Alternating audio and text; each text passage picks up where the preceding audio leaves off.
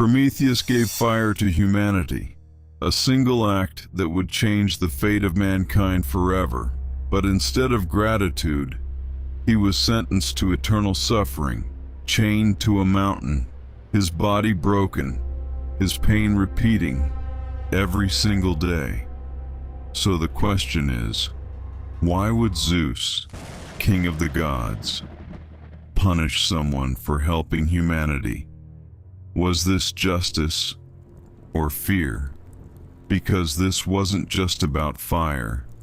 This was about control, about power, and about what happens when someone dares to challenge it. If you enjoy stories like this, subscribe and comment your thoughts. To understand this punishment, you have to understand what fire truly meant.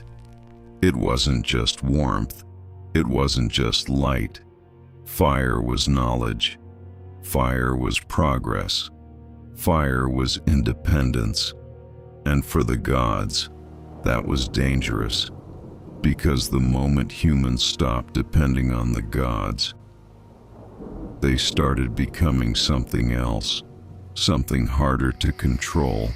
So when Prometheus gave them fire, he didn't just help humanity, he changed the balance of power. Prometheus was not like the other titans. He wasn't known for brute strength, but for intelligence, for foresight. In fact, his name literally means the one who thinks ahead. While the gods ruled from Mount Olympus, watching humanity from above, Prometheus walked among them. He saw their struggles, their fear, their limitations, and unlike the gods, he didn't see humans as weak. He saw potential. But in a world ruled by gods, seeing potential in humans was already a dangerous idea. At the time, humans lived in darkness, no fire, no technology, no real control over their environment. They were at the mercy of nature and at the mercy of the gods. Cold nights, endless fear, a life of survival, not progress. And this wasn't an accident. Zeus wanted it this way, because as long as humans remained weak, they remained dependent, and dependence is the easiest form of control.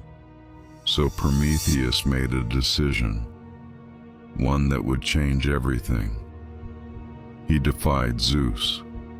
He climbed Mount Olympus, entered the realm of the gods, and stole fire itself, not as a weapon, but as a gift. And when he gave it to humanity, something incredible happened. For the first time, humans weren't just surviving, they were evolving, creating, building, thinking. And in that moment, they became something the gods had never intended them to be. But Zeus saw this as more than disobedience.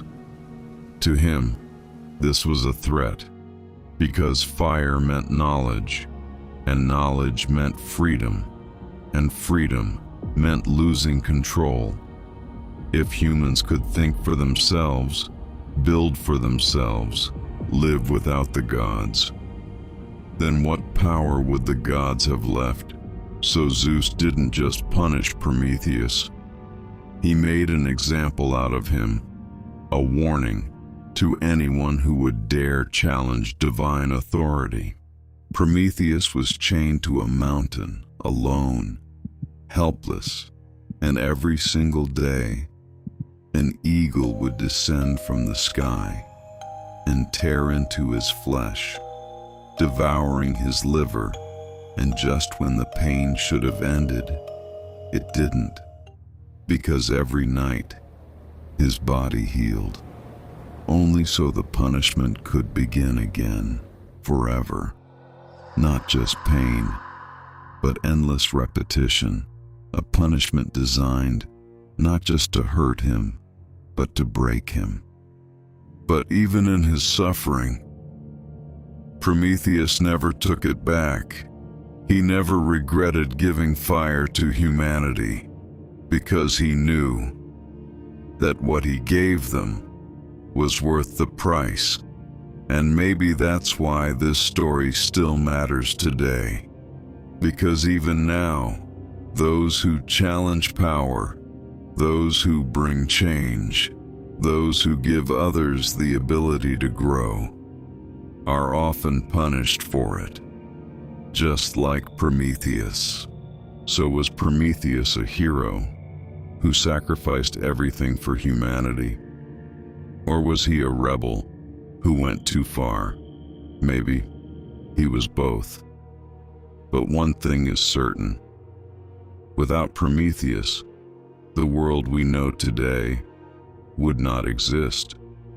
If you enjoyed this story, subscribe for more myths that reveal the truths of our modern world.